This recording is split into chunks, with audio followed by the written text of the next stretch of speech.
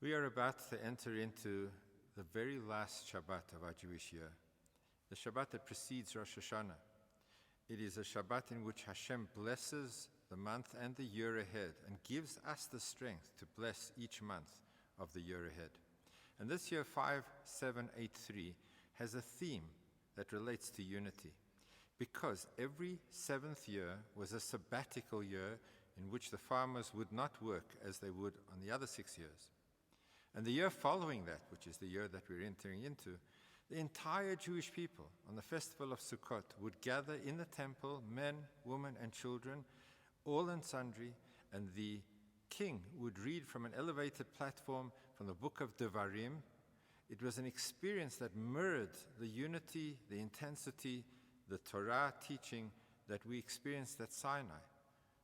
Entire people, the Torah, and in the holy city of Yerushalayim. And this theme of Hakhel, of gathering together, is so important in our lives. We're coming out of a very long winter of social distancing, of not being able to participate in the shul experience. And here we are going into a Rosh Hashanah and the year ahead where we can emphasize the power of community, the power of unity, of doing it together. And this Shabbat, the theme and the name of this week's portion, speaks about Atem Nitzavim, you stand upright and strong. Kulchem, all of you together, united. And then it lists all of the different duties, responsibilities, and ranks of the Jewish people in performing their potential. And nevertheless, we stand together. It's perhaps easy to be united when we forget our differences. But here the Torah is saying, we have differences, we have different abilities, we have different responsibilities, different talents. Each of us has to fulfill our own individual responsibility and our own personal strengths.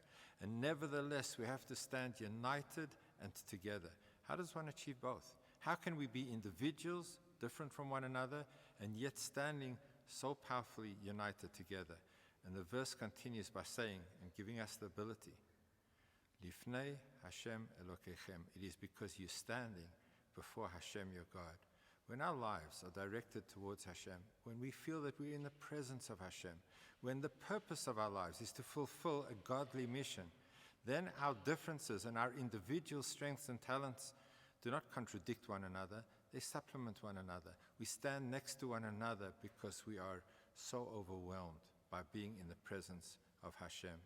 And the Zohar tells us that Hayom, the day that this portion is talking about, Hayom can mean every day of our lives, but particularly Hayom, the day of Rosh Hashanah. May we enter into a Rosh Hashanah in which we recognize our ability, hone our individual strengths, and realize that by standing together in front of Hashem, we can be that united, powerful people that is invincible. May we enter into a year of Hakhel, a year of unity with the strength of Am Yisrael.